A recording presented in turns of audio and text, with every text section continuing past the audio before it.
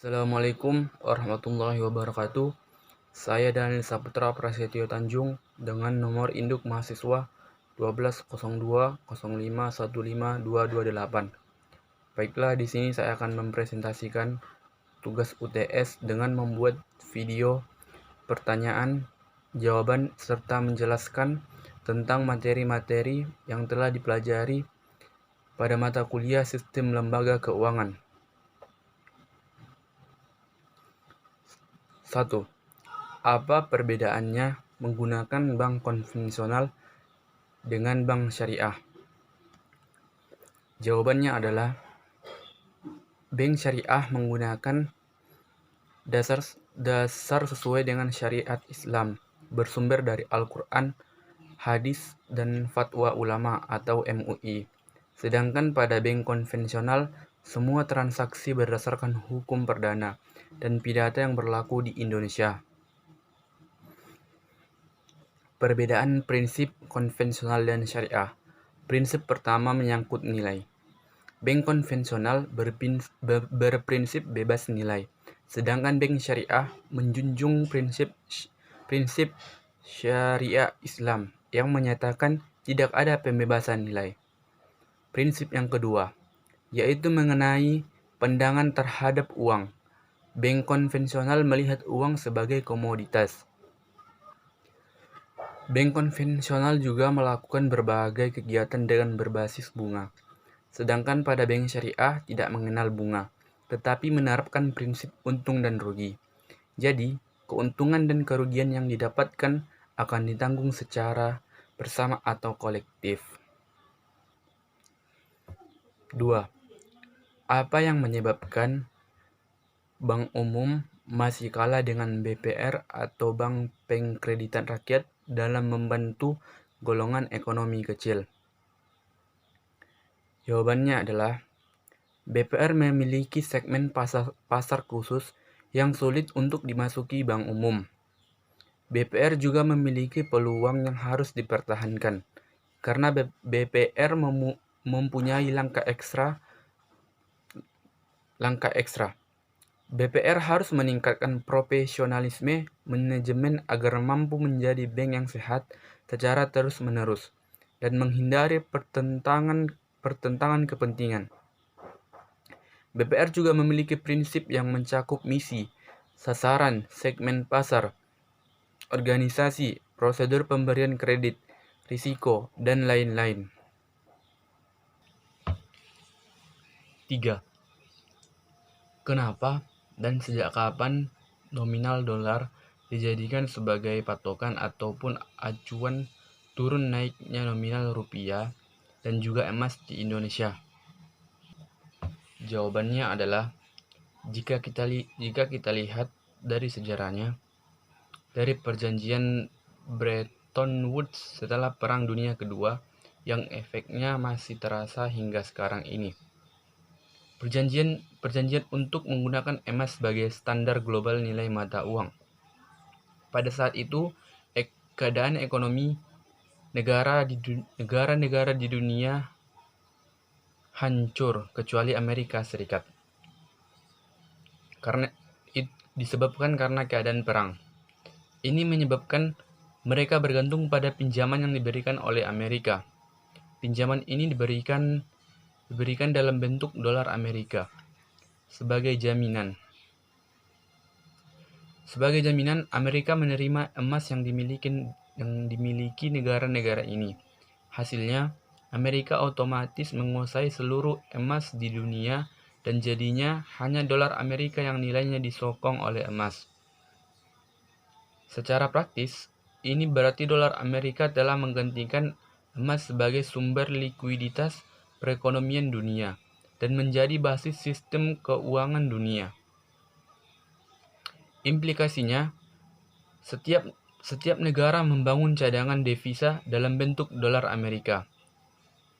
Cadangan dolar diperlukan agar mata uang negara yang bersangkutan dapat ditukarkan dengan dolar atau emas. Pada saat inilah mata uang Amerika itu menjadi mata uang internasional.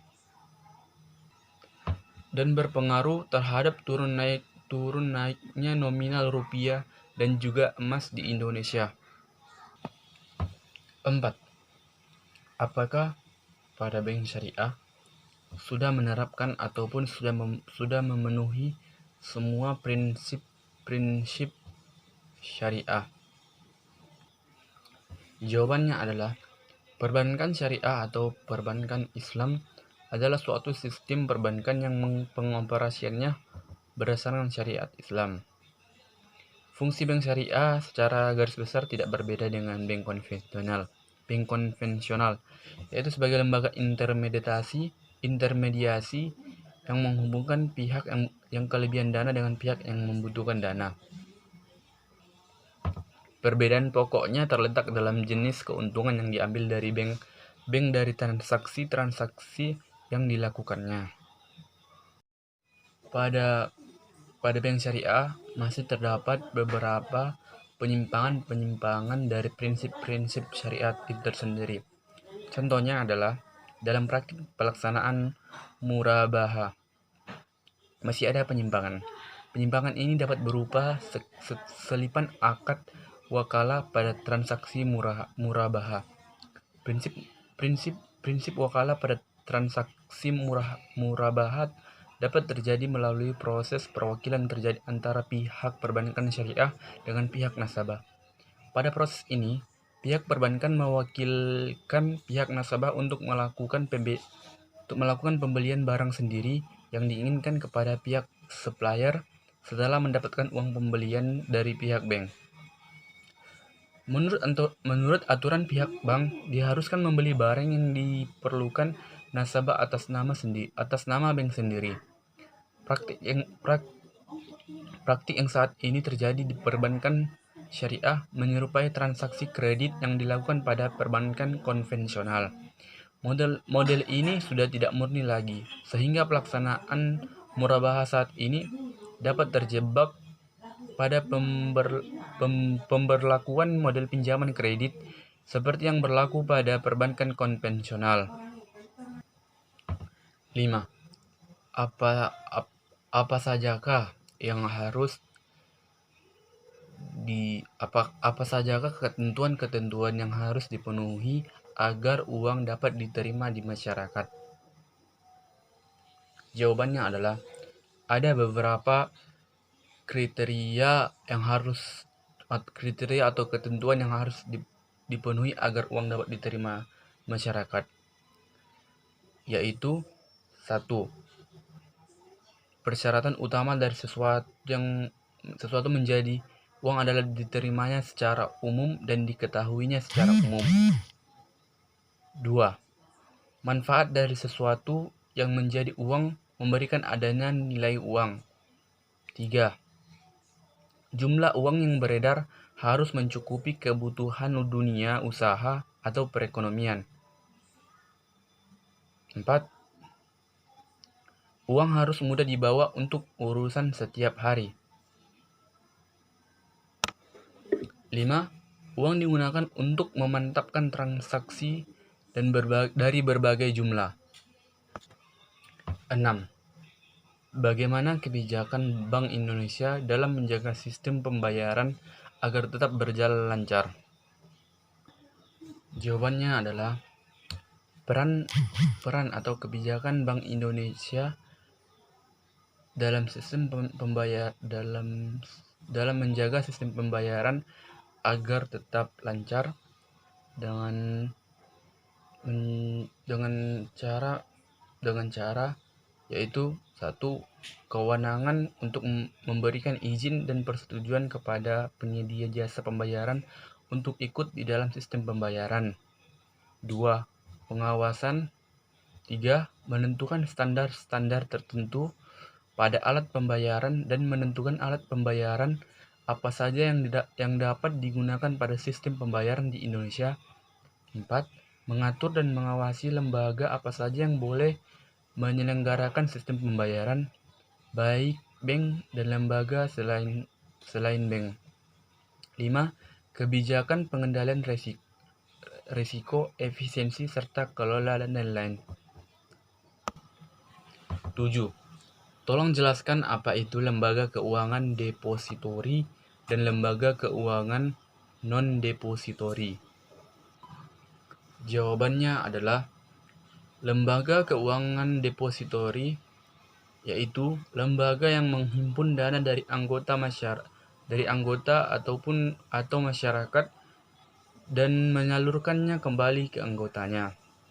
Menghimpun dana dan menghimpun dana secara langsung dalam bentuk simpanan.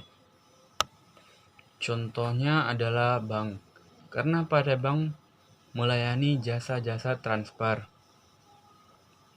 Sedangkan lembaga keuangan non-depositori adalah lembaga keuangan yang usahanya tidak melakukan penarikan dana secara langsung. 8. Apa saja yang harus diperhatikan oleh nasabah agar simpanan nasabah mendapatkan jaminan dari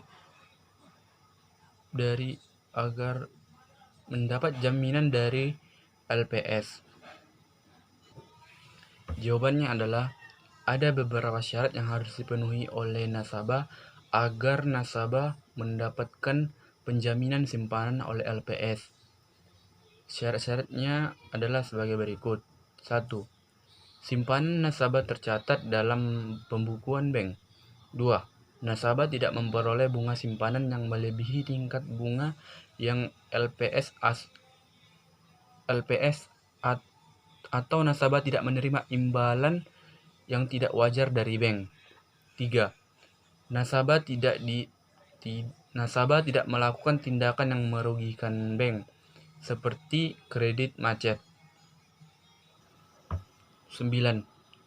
Apa saja kegiatan-kegiatan yang tidak diperbolehkan untuk dilakukan oleh BPR atau Bank Pengkreditan Rakyat? Jawabannya adalah kegiatan-kegiatan yang tidak diperbolehkan dilakukan oleh BPR atau Pengkreditan Rakyat yaitu 1.